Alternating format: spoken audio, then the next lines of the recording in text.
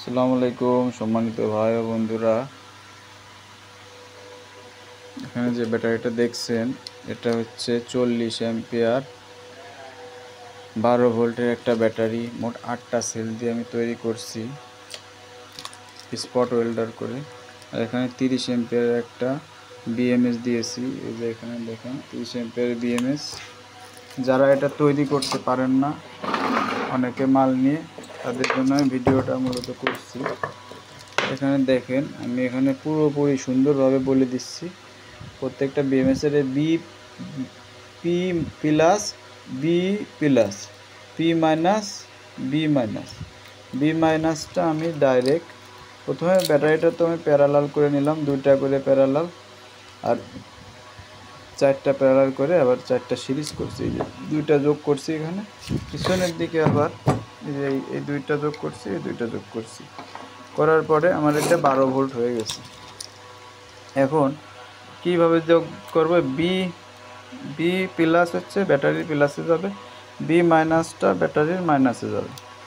আর এই যে B2 এটা হচ্ছে বিএমএসের তার। এই যে B2 এটা মাঝখানে জয়েন্টটা।